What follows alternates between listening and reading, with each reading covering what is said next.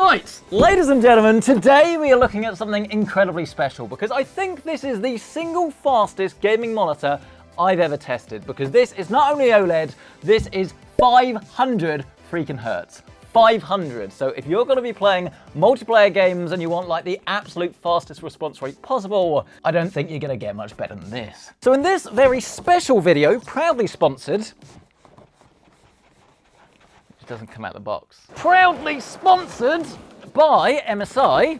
This was so smooth, wasn't it? We can hopefully show you what aims to be the absolute best of the best end-game gaming monitor. That because it's OLED as well, it's not just all about raw refresh rate, it's not just about going as fast as possible, it's about having like absolutely stupendous image quality and obviously true blacks and great HDR performance whilst you are there. And I will say that's probably the most risque I've ever been when it comes to handling my monitors. And there's your reflection test actually.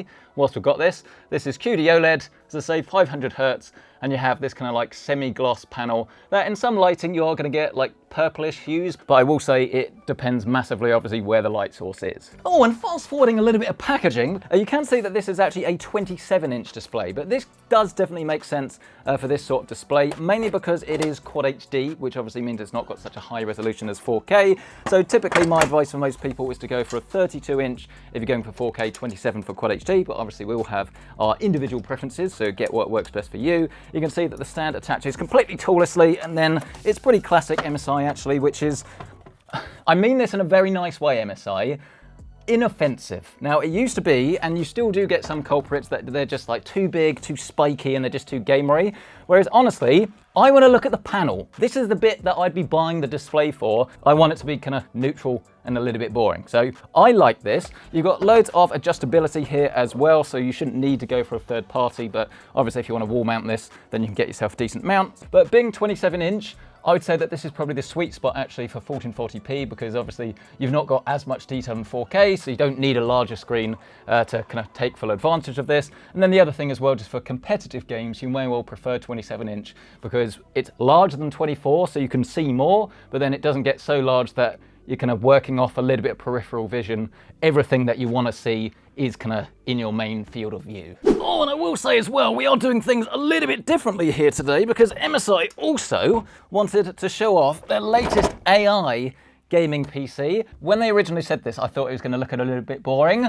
This is anything but. I mean, look at this. I think this has got to be one of the best looking pre-built machines I've seen in a long, long time, because you have this massive touchscreen look. So you can use this for monitoring, or you can use this for like launching and things. You can set up different scenarios, use it to control the RGB, but don't go thinking this is like a slouch in the performance department, because this has an Ultra 9 with an RTX 5090 in it. But of course, as much as I like talking about RTX 5090s, we are primarily here to be talking about this display. So let's get this hooked up to some power and actually see what this thing is all about. It's worth noting that this does have DisplayPort 1.4, we've got USB-C, which is pretty cool, and then obviously we've got HDMI 2.1 as well, but it's the DisplayPort that you're almost certainly going to want to use here. Oh, 240 hertz. That doesn't seem right. Do we have to enable it in the settings? Yes, we do actually, because it looks here that DSC is off. So let's turn this on, scroll all the way down, and then we'll find our refresh rate, and fingers crossed, indeed, we can go all the way up to a whopping 500 hertz, which is frankly ridiculous. Now, obviously, the caveats with this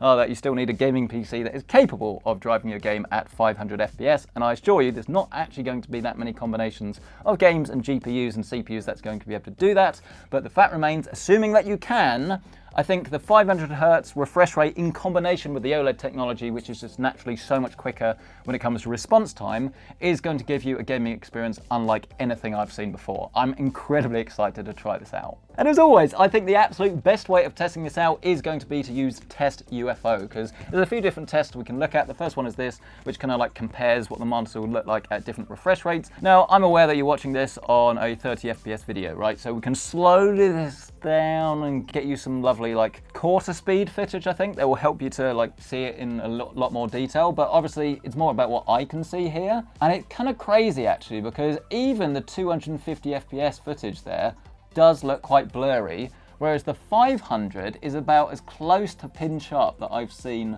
on a monitor. But let's now look at the most telling of the test, shall we, which is this one. And yeah, there is no doubt about it that is I think the sharpest I've ever seen, because the last time I saw something this sharp was actually this monitor at Computex. So it's fantastic to see it again. 500 Hertz on an OLED.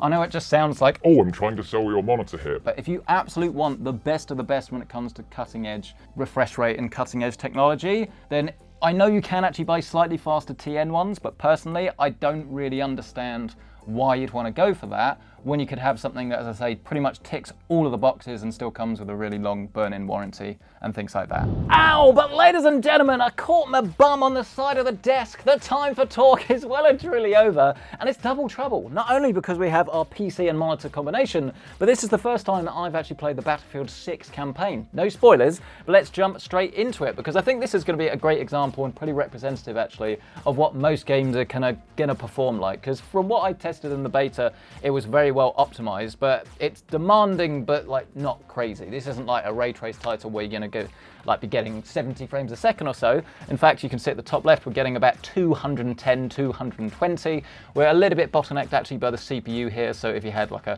9800X 3D or something like that, you could probably expect to get a little bit higher, but the point being, this is not going to be a 500 FPS game. But I mean, there's no doubt about it that this looks absolutely incredible. I mean, obviously, you know, if you wanted something that was more immersive, you'd go for ultrawide or like a larger display. But this is, as I say, all about having the best of both worlds, cake and eat it, and just being able to pretty much do anything really with your monitor and just be getting the absolute best experience, because you can absolutely feel that this is super, super responsive, even at 210 FPS. I'm getting a little bit of motion blur. If you're going to buy a monitor like this, make sure you turn it off. So let's get this disabled and then come back out of it. And then, yes, sure enough, now, while there's certainly a lot going on, moving the mouse around, you can absolutely feel and mainly see really that it's just a lot more responsive. But if you were playing at 500 FPS, I would expect this to feel even better. But it is, you know, to be fair, a game of diminishing returns, as we've kind of already touched on really. That obviously 60 FPS going to 120 is a lot more noticeable than 120 going to 180 or 240. And then obviously 240 to 500 is going to be less noticeable still. But if you are playing a game either like Battlefield or anything really that is going to be nearing the 500 FPS mark, this is absolutely when you are going to be getting the biggest advantage. But for me, it's just the combination really of this fluidity here and still having something that looks incredible as a result of that extra color volume, obviously the true blacks, all of the contrast. I mean, it's kind of bizarre really to have something that is so responsive but still looks so good all at the same time. Well, that was exciting, wasn't it, everyone? I've had a glass of water. I was getting a little bit parched. But that was Battlefield. Let's move on now to... We're going to up the ante actually throughout this video. We're now moving on to our HDR testing, but also a high refresh rate. We're going to try and get as close to 500 FPS as possible throughout this video and see whether it can improve. But this is some Horizon Forbidden West. If you've seen any of our videos before, you know we often test this scene for consistency so we can compare monitors, but also because there's a lot going on here. And with multi-frame generation, you can see we're getting about 300, 315 FPS. And actually, this technology kind of does make more sense if you have a monitor like this, because the chances of you filling all of those frames a second, it's quite niche, unless, as I say, you're playing an esports title. I definitely wouldn't recommend doing it in Battlefield, despite the fact it's actually supported. So yeah, this looks absolutely fantastic. And this being HDR, you do get loads more detail in the sky here, so you can kind of like see the clouds and detail here. But then you also get a fair amount of detail in kind of like the darker areas as well. And then you have these patches of fire here that are super bright. Now, I will say, as with every single monitor, this is not as bright as my 77-inch OLED television. I've yet to see anything really than an LCD that really can get like truly like super, super bright. We're talking like thousands of nits. This is in the 1000 nit mode, but you're only going to get this in like small windows of the screen for like small amounts of time, but obviously it is going to vary depending on the mode that you go for. So typically, if you want to have something that's a little bit more impactful in certain areas and have brighter bits of the image, then you're going to want to go for the 1000 mode that we have here. But you also have a true black mode that's a little bit more balanced. So you're going to have like, you're going to maintain like brighter bits of the image more throughout the screen rather than just really trying to pinpoint it all in one area. So I'd typically kind of like have a play around and see what works for you. There's no doubt about it that you have so much impact here. You've got really nice bright areas of the screen, and it does just make the image a whole lot more lifelike as well. And with those 315 FPS from the multi-frame generation, it obviously looks and feels super, super smooth as well. I imagine our native input like FPS is about 120, 130. This is what OLED is all about, like super, super dark, contrasty areas with really small, bright pinpoint lights that just basically wouldn't be possible on an LCD without having tiny bits of blooming around the image. But let's take this opportunity to go into the menu. There's obviously quite a lot of features and things that you can enable here if you want to like have specific like gaming modes. You want like a crosshair on the screen. You want to be able to see your refresh rate if you're using adaptive sync. All of these things. But what I want to do is go into image, display HDR, and then we've got 3 modes: True Black 500, Peak 1000 nits, and EOTF Boost. Right, let's fast forward around about 40 minutes or so because I had to download Valorant. I tried CS, but it wasn't getting the FPS that I wanted. 500 frames a second, as I say. It was very easy in CS1, not as easy in CS2. Anyway, here we have some Valorant, and let's actually start that recording so you can see this, and you'll see that our client FPS is a whopping 1000. So we could very much go for an 800 FPS monitor here and still have a game to actually use it with. So this is 1440p medium settings essentially. And the real question is, can you notice a difference versus Battlefield? And it's a resounding yes. There's no doubt about it. That is absolutely insane. When you're whipping that around, I have never played a game that feels this responsive before. I mean, I reckon if I was playing this on a 480 hertz monitor, as I say, would I be able to notice the difference? Probably not.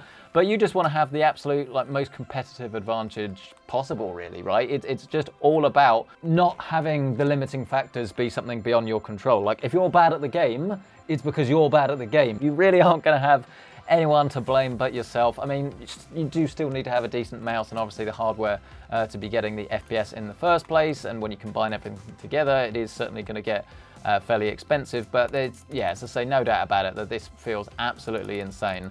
And if you are someone that is fantastic at video games, or you just obviously want to have the absolute best gear possible for gaming, then yeah, this is absolutely going to be it. I'm only playing this because I've got a deserter penalty and I haven't played this in like a year and a half. It's remembered from last time when I rage quit. Right, my 10-minute ban is over. Let's crack on, shall we, and actually see if I have the skills to pay the bills. And I mean, the first thing I will notice is actually that the frame rate does go down when you jump into a real game. I mean, quite substantially actually. We're looking at like 500 or 480 to around about like 650 frames a second. So still well within the window to saturate this a lot of the time, but not literally 100%. But I mean, I don't think you're going to be complaining, assuming, as I say, you actually are good at the game. Oh!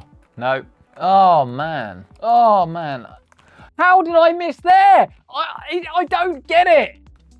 Wow. I got one. I got another. I got 3. And I didn't get 4. I remember why I rage quit now. Well then, everyone, that was certainly pretty eventful, wasn't it? And I do want this to finish on something very serious, really, because, you know, we can have a bit of fun and I can fire up Valorant just to kind of show you a game that runs at 500 frames a second. But as you can clearly see, my talent is pretty non-existent, really, in a game like this, whereas something that I play all of the time competitively, ranked like Fortnite or what used to be Apex Legends, obviously, your mileage is going to vary. So pretty much the main criteria to get the absolute most out of this is really that it is competitive and that you can actually run this from a game and PC point of view as close to 500 frames a second as possible. However, if you can't, that doesn't mean that this is not the monitor for you. I mean, there certainly are cheaper options out there from MSI that have OLED panels that just have slower refresh rates, but if you're not really going to be exceeding it anyway, do make more sense. But obviously you can always grow into a monitor and, you know, you might change the games or your hardware at a later date and you want to kind of get the monitor sorted now. So it pretty much just does come down to how much you're looking to spend and how competitive it is that you play, because this is great at pretty much everything. It really is the most jack of all trades monitor you can get that is simultaneously one of the absolute fastest as well. So I would love to hear your thoughts on this